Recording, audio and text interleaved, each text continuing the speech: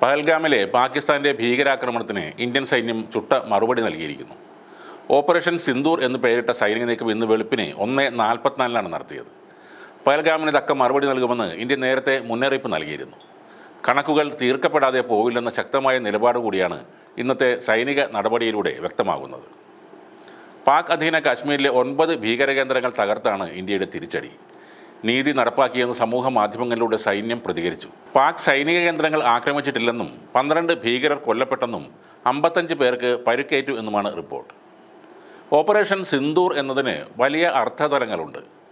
നമ്മുടെ പുരാണ ഐതിഹ്യപ്രകാരം ലോകം കണ്ട ഏറ്റവും വലിയ യുദ്ധം നടന്നത് പാണ്ഡവരും കൗരവരും തമ്മിലാണ്. പല തവണ സമാധാനത്തിനായി പലരും ഇടപെട്ടെങ്കിലും അപമാനിക്കപ്പെട്ട പാഞ്ചാലിയുടെ കെട്ടഴിഞ്ഞ തലമുടി പാണ്ഡവർക്ക് അഭിമാനത്തിൻ്റെ പ്രശ്നമായിരുന്നു. അതിനുവേണ്ടിയാണ് ഭാരത ചരിത്രത്തിൽ ചോരപ്പുഴ ഒഴുകിയ ആ മഹായുദ്ധം നടന്നത്. പാകിസ്ഥാൻ ഭീകരന്മാർ മതം ചോദിച്ച് പുരുഷന്മാരെ കൊന്നപ്പോൾ ഒരു സ്ത്രീയോട് പറഞ്ഞത് നിന്നെ കൊല്ലുന്നില്ല, പോയി നിൻ്റെ മോദിയോട് നീ ഇത് പറയണം എന്നാണ്. ആ സ്ത്രീയുടെ വാക്കുകൾ മോദി മാത്രമല്ല ഇന്ത്യ എന്ന രാജ്യം മുഴുവനും കേട്ടു. അതിൻ്റെ ബാക്കി പത്രമാണ് ഓപ്പറേഷൻ സിന്ദൂർ. ഭർത്താവ് മരിച്ച ഹിന്ദു സ്ത്രീകൾ സിന്ദൂരം തൊടാറില്ല. അതുകൊണ്ട് നരേന്ദ്രമോദിയും സൈന്യവും നടത്തിയ ഓപ്പറേഷൻ സിന്ദൂർ ഭാരതത്തിലെ സ്ത്രീകൾക്കുള്ള ആദരവ് കൂടിയാണ്.